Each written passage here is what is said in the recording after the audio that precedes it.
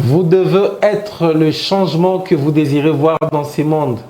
Mahatma Gandhi, mesdames, messieurs, très heureux d'être avec vous pour les comptes, bien sûr, de cette émission dénommée Perfect Entrepreneuriat. Une émission consacrée à la promotion de l'entrepreneuriat ici et partout dans le monde. Alors, mesdames, messieurs, aujourd'hui, nous allons parler d'un thème qui fâche, justement. Comment revaloriser les tissus économiques grâce au programme de développement des 145 territoires. Alors, on a choisi pour vous un ténor de l'économie.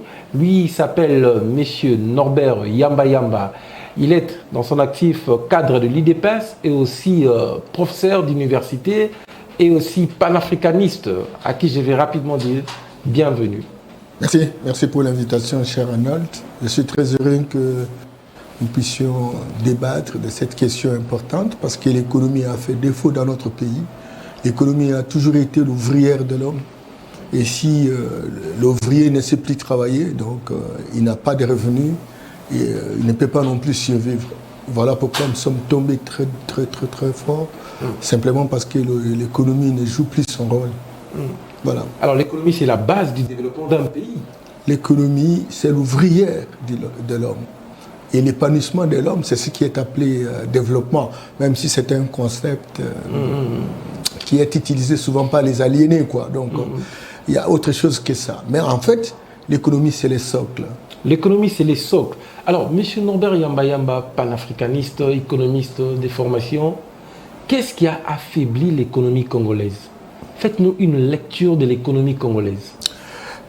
C'est très important, cher Arnold, mais j'aurais souhaité, si vous le permettez, que je puisse, ne serait-ce que donner la photographie de ce que représentent les potentialités que Dieu nous a données, qui constituent, j'allais dire, les soubassements d'une économie prospère. Vous savez que, vous avez toujours dit, hein, le Congo, c'est une puissance géologique, une puissance agricole, forestière, halieutique, hydroélectrique, phonique, halieutique, etc. Géologique, pourquoi? Simplement parce que tous les tableaux de Mendeleev, hein, où l'on trouve les différents minéraux qui sont reconnus à travers le monde, se trouvent au Congo, hein, qui ne sont pas pour la plupart non exploités, ça c'est évident.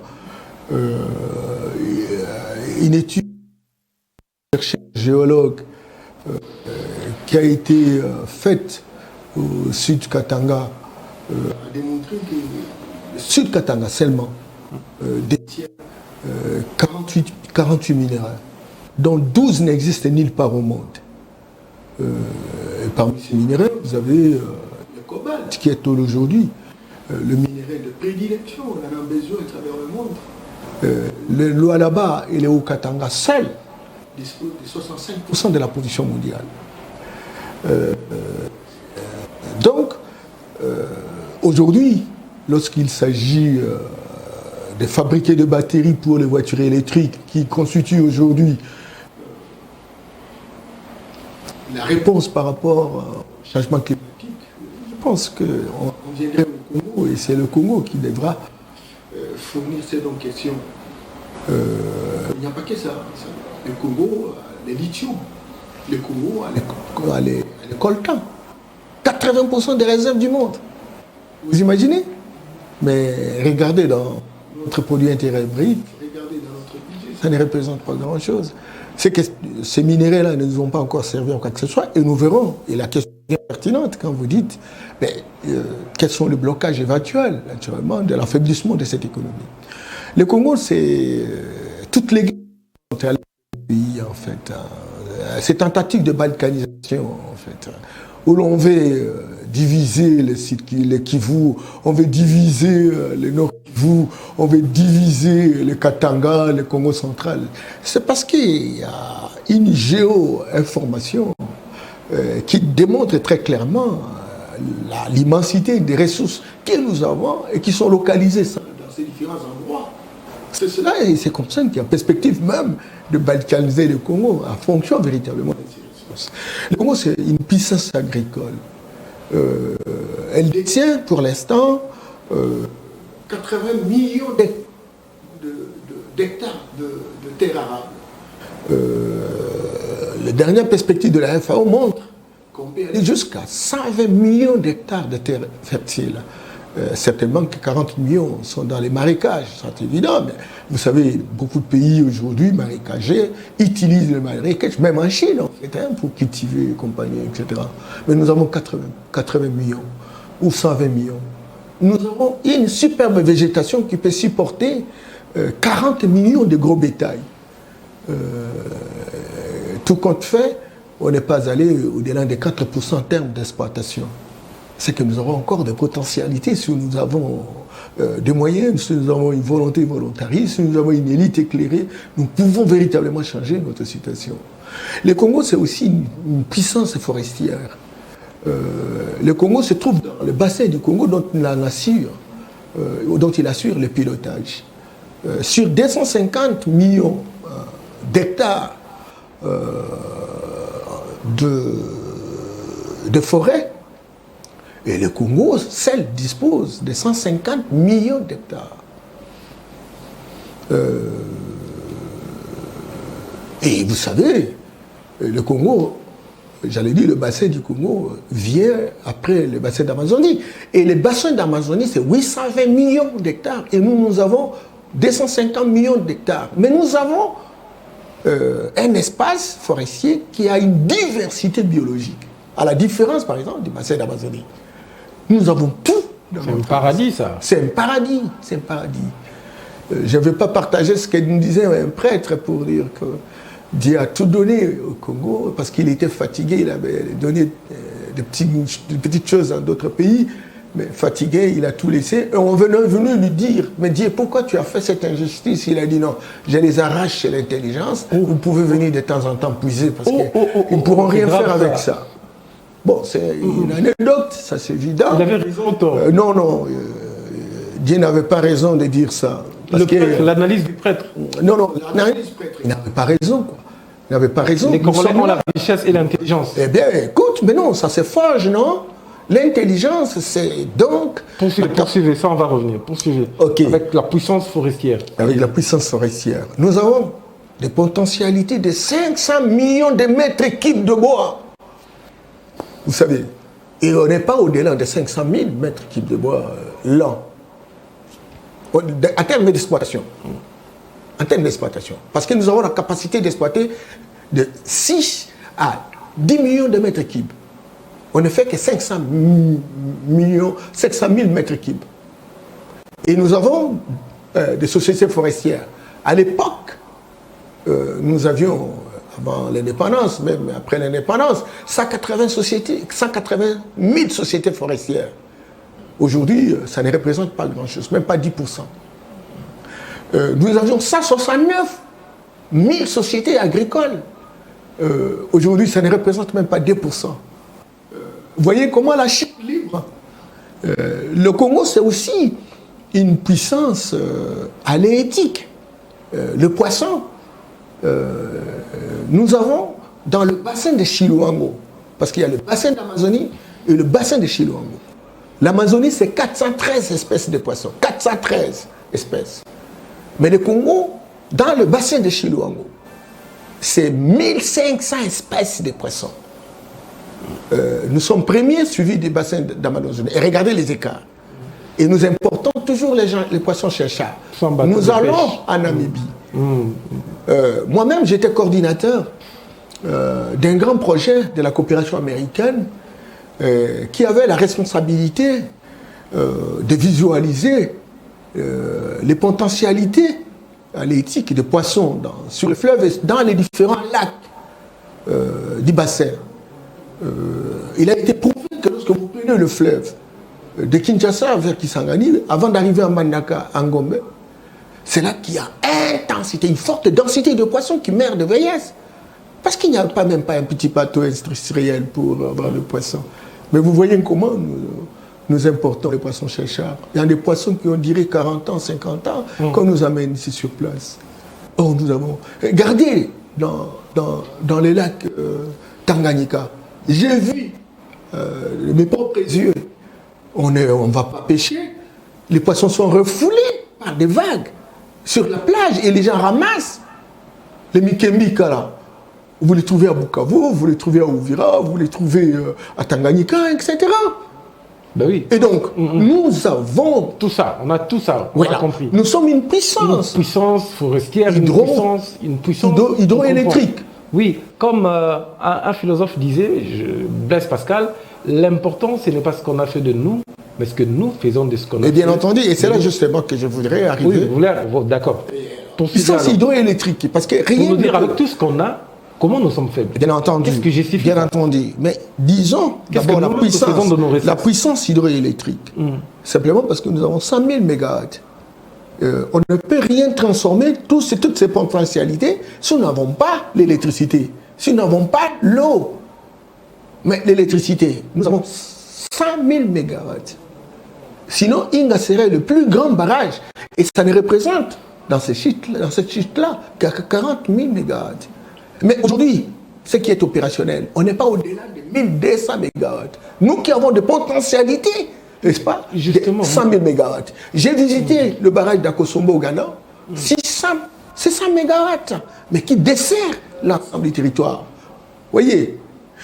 Et quand... Déjà, ceux qui suivent, ça énerve un tout petit peu. Hein, on n'a pas d'électricité, mais on a tout ça naturellement. Et bien voilà. Alors, on a un problème dans... Mais nous avons l'uranium.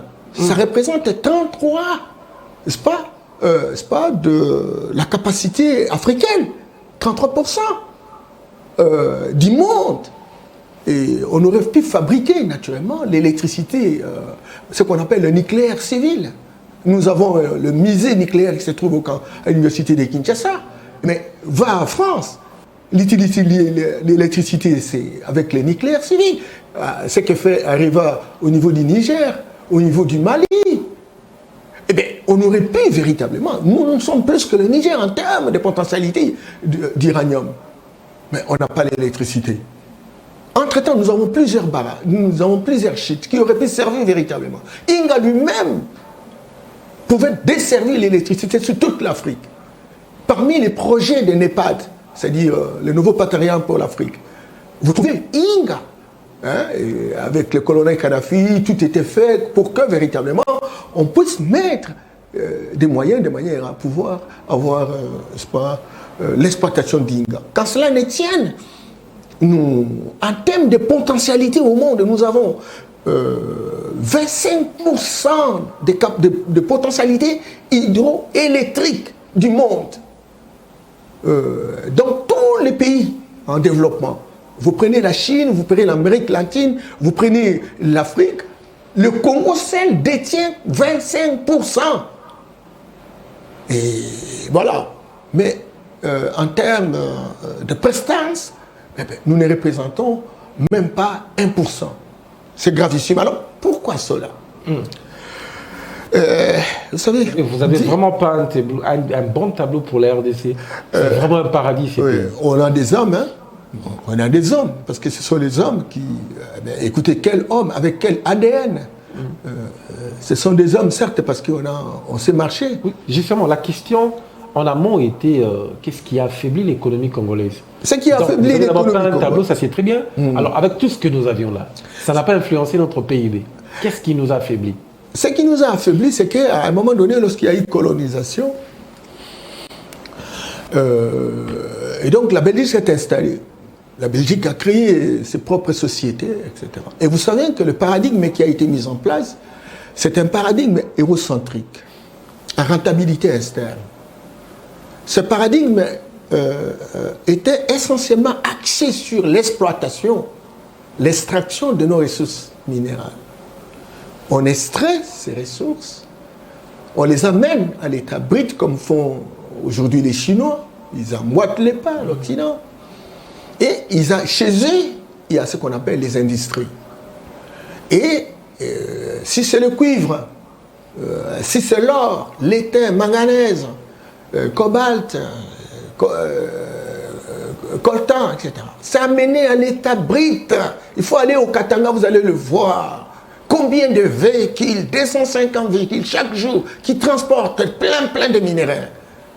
Et quand ça arrive chez eux, ben voilà, les industries transforment, produisent des richesses, donnent de valeur ajoutée, donnent de plus-value, font de la valeur toutes ces ressources-là.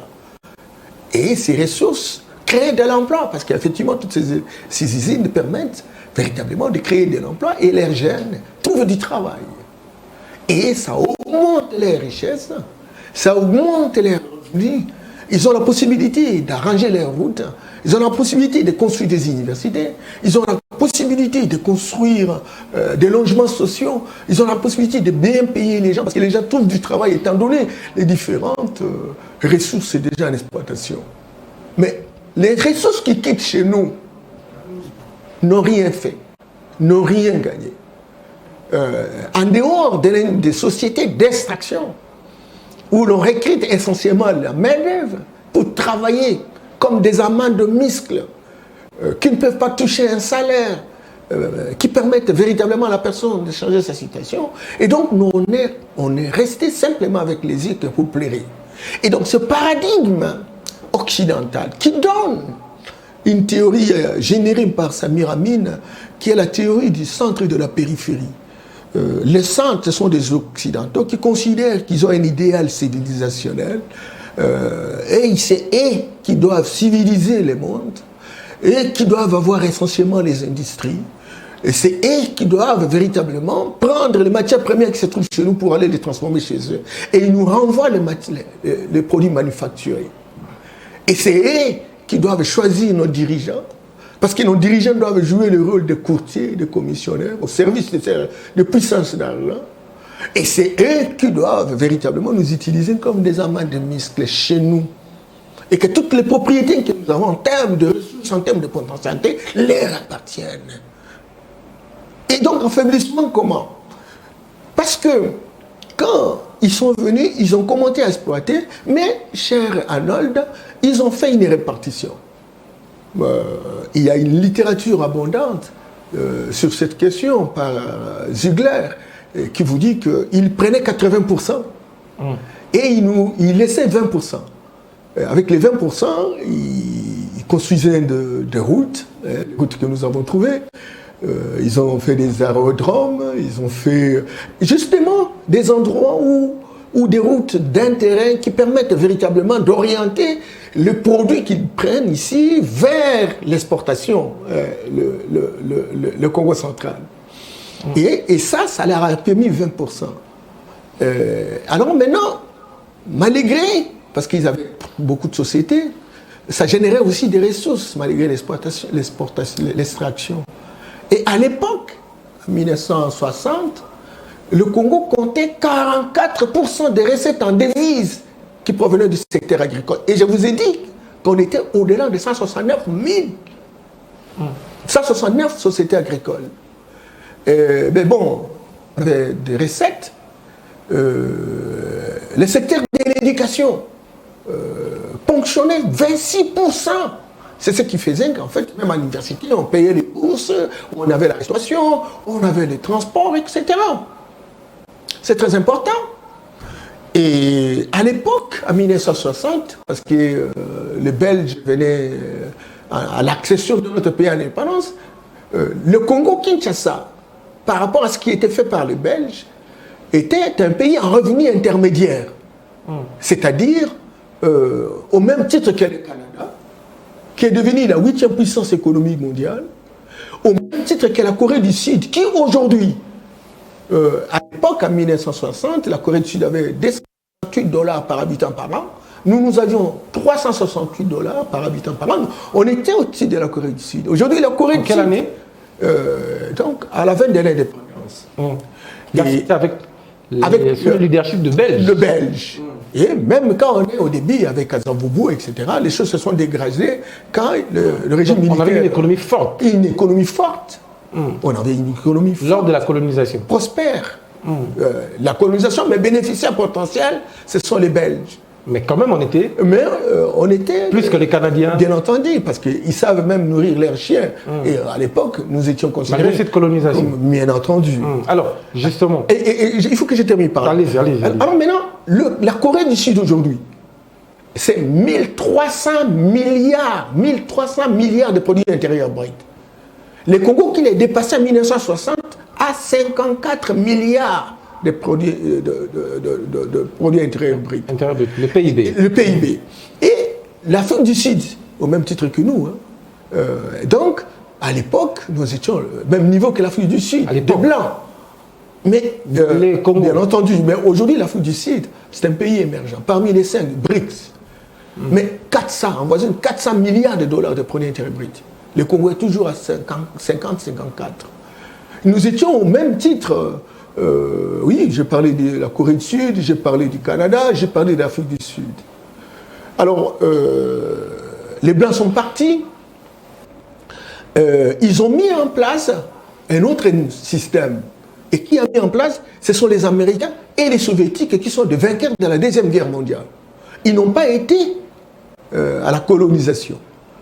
Et ils ont vu la prospérité de la colonisation parce que, surtout les Américains, ça y est qu'on vendait les Noirs qui sont devenus des agents, des travailleurs dans les plantations. Et ils disent, oui, accélérons la décolonisation et nous allons mettre un autre système qui s'appellerait la néocolonisation, la nouvelle colonisation. Et c'est comme ça que vous avez vu la conférence Bandung en Indonésie, qui a regroupé pratiquement tous les pays d'Asie, d'Amérique latine, d'Afrique, qui y étaient censés être ce qu'on appelait en tort les pays sous-développés.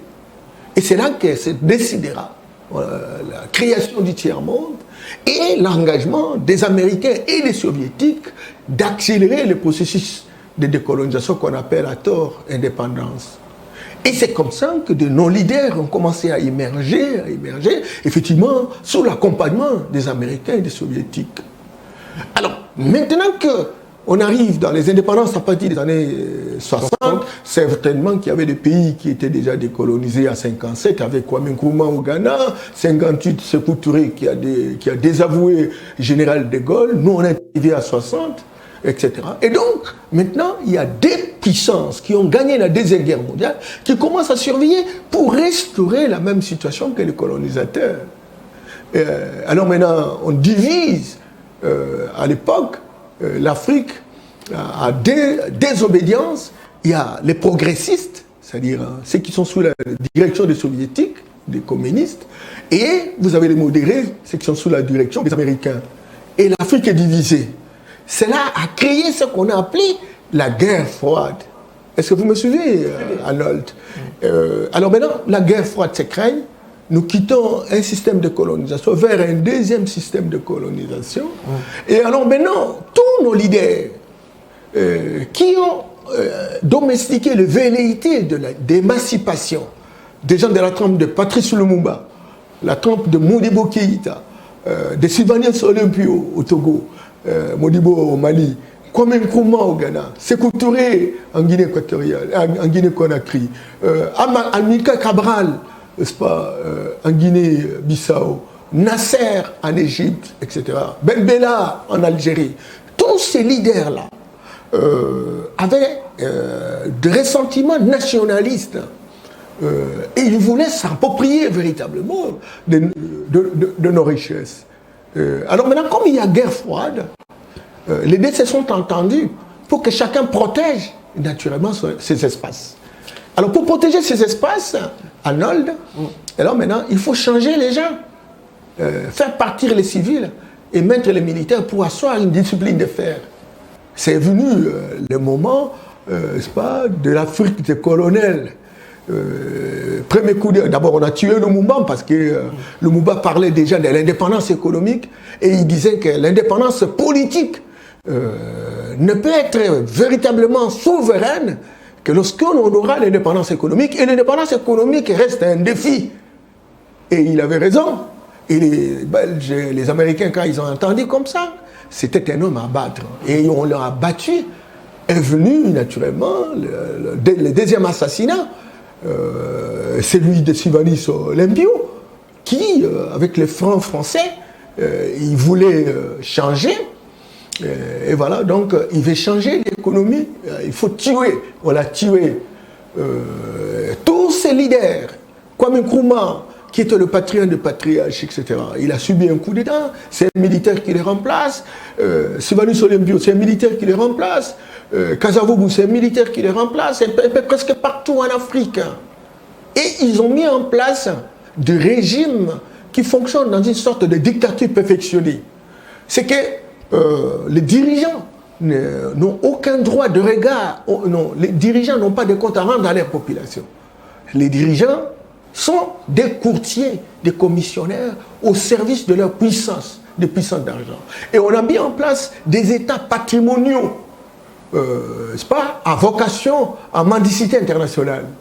Et on ne pouvait pas. À ce moment-là, il commençait à voir que voilà, les infrastructures qui ont été mises en place, ils ne peuvent plus continuer. Parce que l'Allemagne, qui s'est retirée après la Deuxième Guerre mondiale, a commencé à prendre l'encensé par rapport à d'autres pays qui étaient... Il ne faut plus continuer à investir dans les pays d'occupation. Il faut simplement prendre des ressources, c'est créer des multinationales à travers le monde, qui sont des sociétés qui deviennent de plus puissantes que les pays, vous voyez, et qui commencent à désigner des chefs d'État, des dirigeants, etc., qui doivent travailler à leur service. Donc, l'économie commençait à s'effondrer davantage, parce que cette fois-ci, vous n'avez pas de personnes physiques en train de vous chercher. Vous voyez vos frères, mais vos frères qui donnent la possibilité aux autres de prendre vos ressources et prennent en retour leur part. Personne ne s'occupe véritablement de l'avenir de la société. Raison pour laquelle l'économie devait s'effondrer. Et alors maintenant, ils ont multiplié de systèmes où ils ont créé, n'est-ce pas, des espaces de guerres récurrentes, et surtout dans des endroits où il y a un potentiel de ressources minières ou de ressources naturelles. Et donc la guerre devient véritablement élément de prédilection. Entre-temps, vous faites la guerre, on finance les rebelles, on finance les pouvoirs, vous êtes en train de vous entretuer. Entre-temps, ils continuent véritablement à exploiter, à prendre les ressources. Et voilà l'une des raisons. Et une autre raison, à quoi sert d'avoir une économie de substance? Vous avez des minéraux. Ceux qui exploitent les minéraux, c'est pas au Katanga, est-ce qu'ils ont des appareils? Est-ce que nous avons nos appareils à nous? Notre centre de contrôle de mines là, ou le ministère des mines, est-ce qu'ils ont des technologies pour savoir la teneur en minéraux dans notre terrain, sur notre propre sol? Est-ce qu'on a les appareils? Est-ce qu'on a des technologies? La GECAMINE avait fait des études depuis des années. Certainement que c'était des Belges. Mais écoutez, c'était des technologies qui sont aujourd'hui essoufflées, démodées.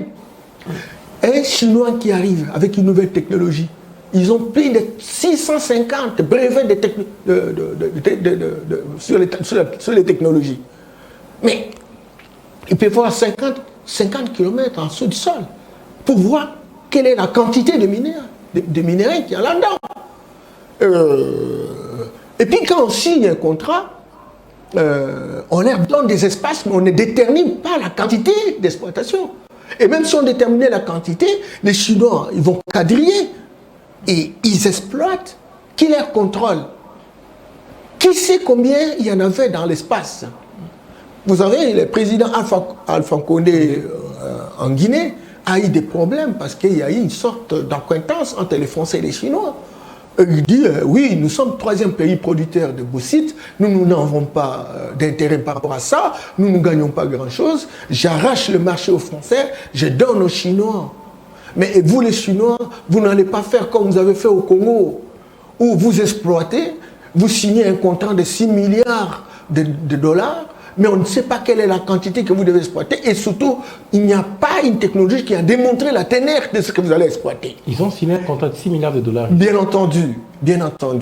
Avec les Chinois, avec Joseph Kabila. Joseph Kabila. Vous voyez. Alors maintenant, quand il dit ça, Et que maintenant, il va falloir qu'on fasse la confrontation entre vos technologies, une technologie pour nous, pour que nous sachions combien dans l'espace, combien ça représente. Aujourd'hui, il y a une complotation internationale qui l'a fait partir, donnant l'impression... On va poursuivre la télé, c'est le temps justement.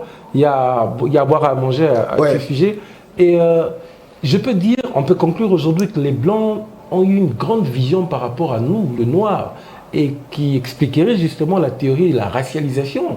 Parce que les Blancs sont plus supérieurs, cette race-là est supérieure à la race noire. Parce que comment tout un peuple comme ça, on peut vous coloniser, mettre un système pour affaiblir votre économie. Tous ces ordres scientifiques étaient justement, monsieur Norbert. Nous avions des scientifiques. Il ne faut pas adhérer à la théorie des racialisations, même si des gens comme Voltaire, qui continuent à étudier dans nos écoles, un raciste, un racialiste, il est dans les livres qu'on enseigne dans nos écoles. C'est pitoyable. Vous voyez, des gens comme Gobineau. On n'a pas pensé à ça pour, par exemple, coloniser les Français. Pourquoi les Noirs n'ont pas pensé à ça? Non, mais nous avons colonisé. Cette avance, justement. Nous avons colonisé. Jusqu'aujourd'hui, et c'est là dans la néocolonisation, ce que nous avons colonisé. Non, mais nous n'avons pas colonisé. Nous avons ce qu'on appelle une mémoire plastique, à la différence de l'Occident, qui sont trop cartésiens. C'est très important et je vais vous expliquer. En 3 minutes. En 3 minutes, parce qu'on va prendre les 145 territoires. Les Noirs ont été le fils aîné, n'est-ce pas, de Dieu. Il nous a tout donné et nous avons vécu 300 000 ans avant qu'aucune autre race ni notre culture puisse justement avoir lieu dans ce terre. Les Noirs étaient le fils aîné de Dieu. Bien entendu. Mais il n'y avait pas de blancs. Il n'y avait pas. C'est pas prouvé dans la Bible, quand même. Non, voilà, donc la Bible, c'est un livre qui a été écrit par Constantin le Grand dans le conseil de Nice, et c'est un Romain. À quelle fin vous dites ça? De faits politiques. De faits politiques. C'est selon d'expansion. Non. Mais c'est comme ça, vous dites non. Comment ils nous ont dominés? Alors quand Yamba fait des recherches, il vous révèle des choses pour lesquelles vous avez considéré ça comme des dogmes. Vous dites non, selon Norbert Yamba. Un livre, les propres frères vous disent que ce n'est pas une dictée surnaturelle. Ce n'est pas une dictée surnaturelle. Il y a des études qui ont été faites. Et il y a des gens qui ont reproduit l'histoire du peuple. Est-ce que vous pensez qu'ils nous ont colonisés grâce à leur spiritualité, grâce à la Bible? Oui. Est-ce que la Bible a aidé la colonisation? C'est pourquoi je voulais vous expliquer que nous étions puissants. 35 siècles avant la naissance de Jésus, nous étions les premiers qui ont inventé les mathématiques. Les premiers qui ont inventé l'astronomie. Avec l'Ishango. Les bâtons d'Ishango. Même à Lebombo, au Zimbabwe, il y a 35 000 ans, vous imaginez, la physique, l'écriture, la philosophie, la médecine, dont on parle aujourd'hui, le père de la médecine, c'est Hippocrate, mais il a étudié en Égypte où il y avait des Africains noirs de charbon. Imhotep, c'était son enseignant. Les théorèmes de Pythagore, les théorèmes de Thalès sont des théorèmes qui ont été produits par Yamesso, noir de charbon, en Égypte, dont Pythagore a passé 22 ans. Vous voyez, donc quand vous lisez Hérodote, quand vous lisez les égyptologues sérieux, vous allez trouver tout ça. Nous étions puissants, mais malheureusement, nous étions dirigés par les pharaons, et les pharaons ont commencé à avoir des femmes juives parce qu'elles ont fait. Les premiers réfugiés économiques sont des Israélites qui sont venus chez nous, ils sont restés pendant 400 ans. Et donc, le fait de prendre les femmes juives, ils ont commencé à faire des enfants métis. Et ces enfants métis ont été éduqués par leur maman. Et c'est comme ça qu'ils ont trahi la culture noire, au point où les Assyriens, les Babyloniens nous ont attaqués et nous avons fait une migration. La partie nord est restée pour les Arabes, parce que les Arabes aussi nous ont attaqués. Et c'est comme ça que vous voyez l'Égypte, vous voyez l'Algérie, etc., qui sont devenus partie intégrante de l'Afrique. Nous sommes revenus vers le centre, etc., où on parle d'Éthiopie, d'Abyssinie, de Soudan, etc., du royaume Congo, du royaume du Mali, du royaume Luba, etc. Vous permettrez que ça soit à bâton rompu parce qu'il y a beaucoup de questions là. Tout à fait. Oui, il y a des chefs spirituels qui développent la théorie qui dirait que l'homme noir, la peau noire est maudite par Dieu lui-même. Non, non, c'est une fomentation. C'est une information dénuée de tout fondement. Et ça rentre dans la vision de l'idéalisation de la Bible. Oh, l'histoire de Cham. C'est faux, archi faux. Justement, vous lisez bien la Bible. Voilà. L'histoire de Cham, les fils justement de Noé. Non, les 3 fils. C'est faux. Comment il est noir? Noé, il était blanc, disons. Et puis bon, sa femme était blanche. Alors on fait un noir. Vous avez vu déjà un noir né d'un mariage, pas d'un couple blanc, c'est de la fausseté. Ce sont des arguments propagandistes pour pousser à la croyance de la suprématie blanche. Ils vous montrent même des images de Dieu qui est blanc, qui a eu la photo, qui est allé prendre Dieu, la photo, ou pour voir qu'il est blanc, où les anges sont blancs, le Fils blanc, le ciel lui-même blanc. Tout ce qui est noir est faux. Tout ce qui est noir est mauvais. Le mariage en noir, au noir, c'est faux. Le marché noir, c'est faux. L'expression noire, c'est faux. Non, mais écoute, arrêtez. Ils ont monté tout ça et ils se sont servis de la religion, ils se sont servis du système éducatif, ils se sont servis du système politique. Et ils nous ont fait importer tous ces éléments, tous ces différents systèmes pour nous montrer que seule la race blanche est supérieure et la race noire est inférieure, en nous neutralisant dans notre psycho. Regardez, lorsque vous avez par exemple quelqu'un qui monte un avion, qui doit aller dans 200 millions de kilomètres à l'espace, vous allez me dire qu'il est en train de faire des recherches dans son laboratoire. Ah non, messieurs, Dieu a donné le génie à chaque peuple. Dieu a donné. C'est comme ça que quand vous êtes dans nos villages, il y a des gens qui vous disent, mais écoutez, tel est sorcier, il est allé à France, il a fait 2 fois des retours, des allers-retours. Et quelle est la vitesse de l'avion? Mais c'est cet avion que le blanc est en train de matérialiser la journée. Et il est venu avec sa Bible, il est venu avec sa religion pour nous dire que voilà, ce que vous faites là, parce qu'il connaît le secret. Écoutez, c'est la sorcellerie. Or, la sorcellerie positive existe. Il faut la scientifiser, il faut la mettre. Et on refuse que nous ne puissions le faire. Il faut faire la confession chez les prêtres pour dire, écoutez, moi je suis sorcier, etc. Et on nous a laissé le côté ténèbres, le côté négatif. Et tout ça, il faudrait que ce soit à la place publique pour que nous sachions, vous qui croyez en Dieu, réellement Dieu existe, parce que c'est une énergie. Mais il faut construire les grégores. Et les grégores, c'est l'intensité de cette énergie. Quand vous mettez en connexion et qu'il y a une interaction dynamique avec cet égrégore-là, vous avez des résultats. Et c'est ce que vous appelez dans les églises des miracles. Il faut que tout cela soit connu par notre peuple, pour que tous ceux qui se déclarent sorciers aujourd'hui puissent opérer à ciel ouvert. Je prends toujours l'exemple de Dingwe Motonangeke. Il fait un combat. Il sort, n'est-ce pas, des intestins de son adversaire. Il termine l'opération. Vous voyez même du sang. Et après, il y referme, sans cicatrice. Mais prenez le scanner. C'est une opération qui s'est fait sans cicatrice. Et ils ont scientifisé ça. Et ils vous disent, mais il dit, mais là, c'est un sorcier, il ira dans l'enfer. Ils ont inventé des notions importantes. La notion de paradis et la notion de l'enfer. Et ils ont montré dans leurs photos que l'enfer, c'est le truc de Satan. Et le Satan a 2 cornes, il est noir. Et que le paradis, vous voyez, des blancs, etc. C'est un dessin. C'est un dessin en old. Vous savez, et pas parce que vous parlez de la Bible. Il y a 1000 ans, après la naissance de Jésus-Christ, il n'y avait pas d'essai, Arnold, Norbert, Joseph, etc. L'Église catholique s'est organisée pour se mettre dans une sorte de conclave et ils ont dit, désormais, il faut qu'on ait des saints. Et c'est comme ça. 1000 ans après la naissance de Jésus-Christ. Et c'est devenu une règle, on vous fait le baptême, on vous dit, on vous appelle Joseph, on vous appelle Marie-Hélène, etc. Est-ce que c'est Dieu qui leur a dicté? Moi je dis non. Nous avons aussi un grand patrimoine pour lequel, si on s'entendait, si nos autorités pouvaient croire aux valeurs africaines, si nos autorités pouvaient croire à notre culture, à notre identité, à notre spiritualité authentique, à notre génie propre, nous aurons des hommes et des femmes qui peuvent véritablement créer des choses. Et je termine. Vous voyez, dans la province orientale, à la Chopo, il y a une culture, il y a toute une communauté qu'on appelle les Topoké. Ils ont un liquide.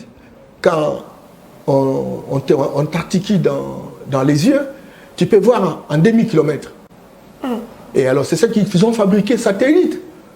Chez eux, ils ont transformé, ils ont scientifisé ça en satellite.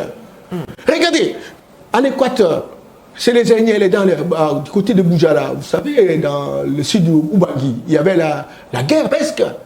Mais qu'est-ce qui s'est passé? Agnelle avait un morceau de bois. Il prend et ça servait de téléphone. On dit c'est la sorcellerie. Mais quand elle fabrique le téléphone, on dit non, c'est la science.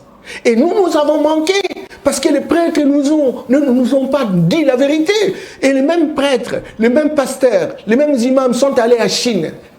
Et les Chinois ont compris qu'ils leur ont trompé. Et ils utilisaient même le verre du riz pour que les gens aient le matin. Et que je termine. Et par rapport à ça, ils ont monté une révolution culturelle en 1939. Ils ont chassé les prêtres, ils ont chassé les imams, ils ont chassé, n'est-ce pas, les pasteurs. Ils se sont mis en connexion avec leurs ancêtres.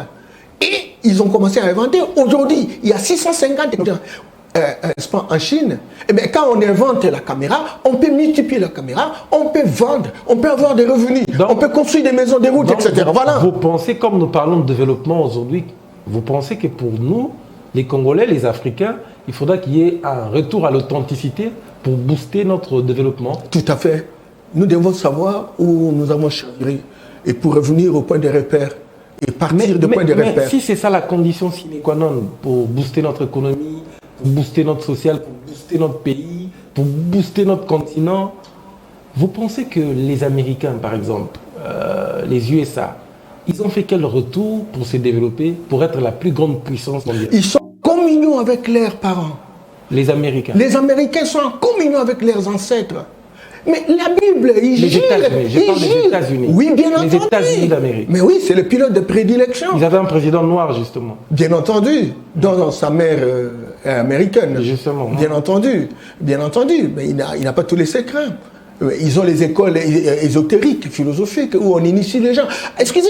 Et cette question, elle est très importante. Vous savez comment on organise l'enseignement chez eux? Ils ont 3 composantes. Il y a la composante théorique, la composante pratique et la composante spirituelle. Dans la composante spirituelle, vous avez la théorie, on vous déclare, je ne sais pas licencié, mais on vous initie à connaître la société à travers la spiritualité. Et c'est comme ça qu'ils ont créé des écoles maçonniques, des écoles où on est initié à savoir comment fonctionne, outre le monde visible, mais le monde invisible. Allez même à l'Université libre de Bruxelles, la plupart d'étudiants, ils acceptent véritablement de devenir des maçons. Ça est ciel ouvert. Il y a la Réseau Croix, il y a le Lions Club, tout ça, ce sont des écoles exotériques où on nous recrute nous, mais on ne nous dit pas toute la vérité autour de ça. Et ils utilisent ça. Dis-moi, qui peut être président en France sans aller dans le Grand Orient pour aller véritablement... Professeur, vous réfléchissez bien, vous allez loin. Est-ce que vous pensez pour un projet comme des 100 jours qui pouvait développer, qui pouvait donner un pas de plus pour la RDC, sous le management du président Félix Tshisekedi, est-ce qu'on avait besoin de retour à l'authenticité pour développer?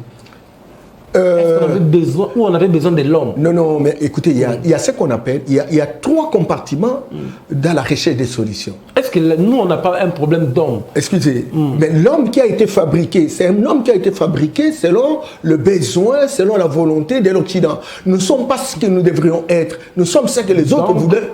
On n'a pas de conscience alors. Mais non, mais écoutez, on est perdu quoi. Quand je suis en train de parler... L'homme n'a pas d'âme.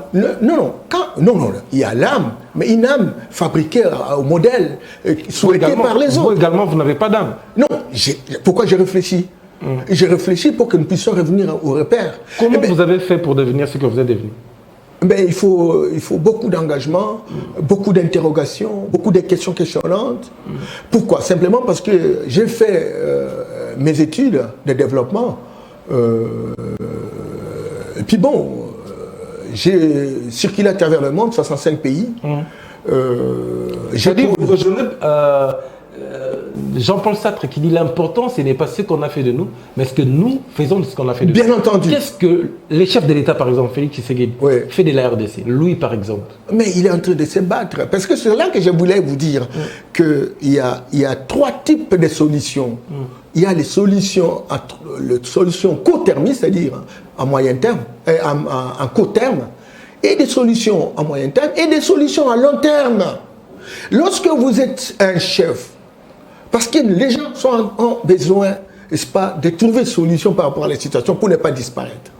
La première chose, c'est d'imaginer des solutions à court terme. Nous appelons ça des solutions court-termistes. Et puis bon, dans les 5 ans, on fait quoi? Et vous imaginez. Mais dans les longs termes, ce que je suis en train de te dire, c'est justement le long terme où il faut revisiter notre spiritualité, revisiter notre religion. Parce que la religion a été un cadeau empoisonné. Il faut revisiter notre système éducatif. C'est un bâton rempli parce qu'on me fait signe pour le temps. Oui. Est-ce qu'il y a un verset biblique qui nous interdit d'innover, qui nous interdit de créer?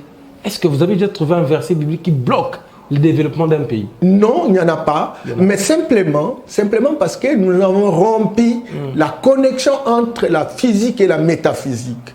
Parce que c'est là... Problème, c'est pas la Bible. Attention. Tout ce que nous avons aujourd'hui, c'est déjà imaginé dans le monde métaphysique. Il n'y a pas de physique sans métaphysique.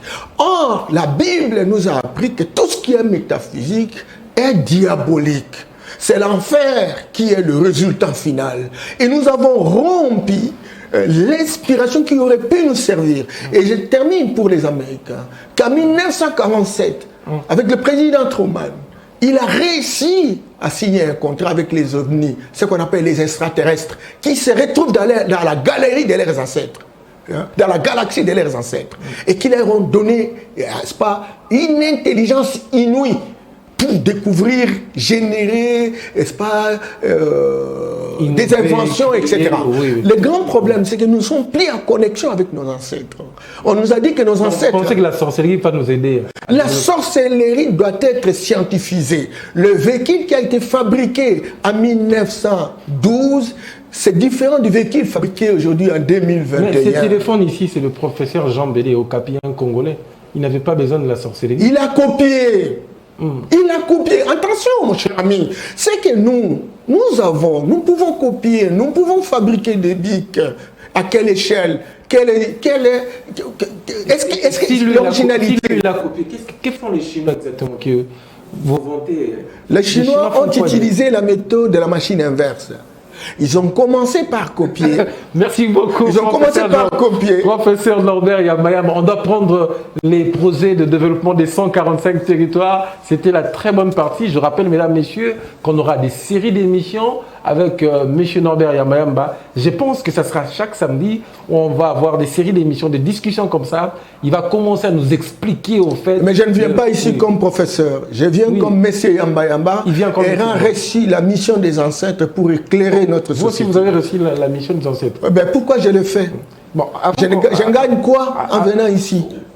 Et donc, je gagne simplement parce que je fais cette mission. C'est une vocation, c'est une onction. Et je me mets à la disposition de mes frères. Et même si aujourd'hui on ne m'écoute pas, peut-être que même après moi, on pourra m'écouter. Oui, on peut conclure pour prendre le programme de développement des 145 territoires. On peut conclure sur notre sujet. Un dernier mot par rapport au développement. Comment l'homme noir peut se développer? L'homme noir peut se développer lorsqu'il renoue sa relation avec ses ancêtres. Parce que, outre le monde de cette terre des hommes, il y a ce qu'on appelle le village des ancêtres. Mais la Bible a dit les morts sont morts. Eh bien voilà, c'est ça aussi, c'est idéologique. Ils sont en train de parler d'Abraham, ils sont en train de parler de Marie, ils sont en train de parler de Joseph, ils sont en train de parler de tous leurs ancêtres. Et je termine en vous disant qu'aux États-Unis, à la Maison Blanche, une dame a été ici, à l'époque d'Eisenhower. On lui a donné la chambre d'Abraham Lincoln, qui était le président de prédilection jusqu'à aujourd'hui des États-Unis.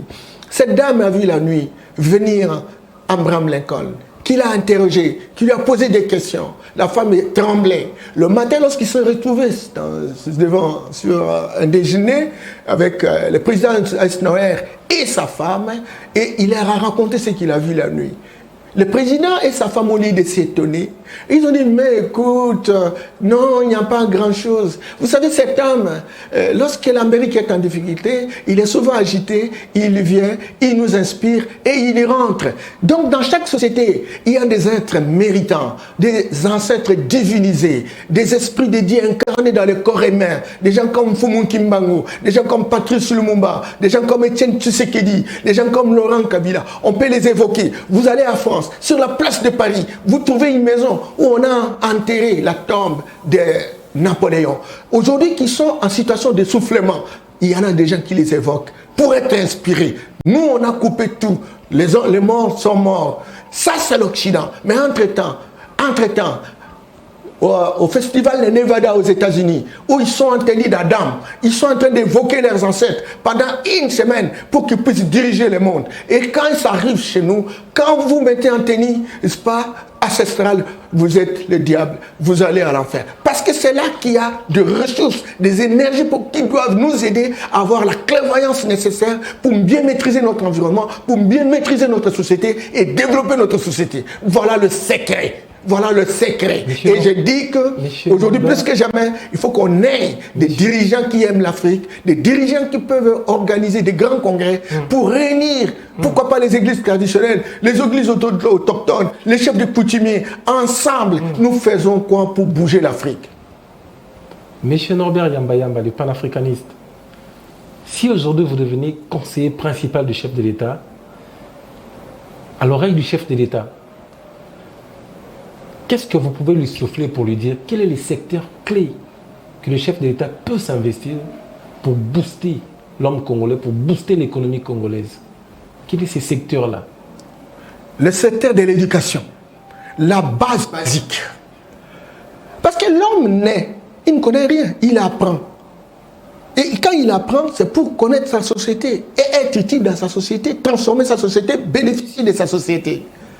L'éducation que nous avons est en divorce avec les besoins qui sont les nôtres. L'éducation que nous avons est en divorce avec notre identité, avec notre spiritualité. Et donc, tout porte sur l'éducation. Certainement que le président de la République a pris l'option d'envoyer tous les enfants à l'école, y compris les enfants des pauvres. Ils sont 6 millions aujourd'hui qui ont eu accès. Mais ils vont apprendre toujours. Mais alors le contenu. Le contenu, justement. C'est ça le problème. Vous allez à Ingandela où j'ai fait une étude. Vous avez toutes les différentes activités réalisées sur le terrain. C'est la pêche, c'est la chasse, c'est l'agriculture, c'est l'élevage. Et on met en place des écoles. Alors, pédagogie, biochimie, littéraire. Vous fabriquez des chômeurs de luxe. Des gens qui seront moins importants. Vous n'allez pas transformer, vous n'allez pas produire. On va chuter avec notre deuxième partie. Monsieur Norbert Yamba, vous nous avez parlé du développement avec notre première partie. Vous avez mis l'accent sur la spiritualité, oui. Mais actuellement en RDC, nous avons un programme de développement des 145 territoires. Quand vous l'aviez appris, comment vous avez d'abord réagi? Non, mais comme je vous ai dit, qu'il y a 3 compartiments dans la recherche des solutions. Il y a des actions à court terme, à moyen terme et à long terme. Toute la spéculation, la problématique autour de la spiritualité, etc., et des grandes réformes au niveau du système politique et éducationnel, ça c'est le long terme. Tandis que la question de la pauvreté aujourd'hui, il faut rechercher des solutions par rapport au paradigme qui est opérationnel. Et alors maintenant, quand j'ai appris ça, je dis, ok, pour une fois, les ancêtres ont inspiré. Le président de la République est divinisé par les ancêtres pour laisser, n'est-ce pas, un exemple exceptionnel. Et ça sera le modèle référentiel en Afrique, parce que personne n'a tenté de le réaliser. Certainement que le colonel Kadhafi avait déjà modernisé son pays à l'époque, etc. Mais en Afrique subsaharienne, il n'y a personne. C'est le président de la République. Nous avons 145 territoires. Et vous savez que le développement des territoires, c'est la démocratisation du développement national. Un territoire, par exemple, comme Lomé, c'est la même dimension que le Rwanda.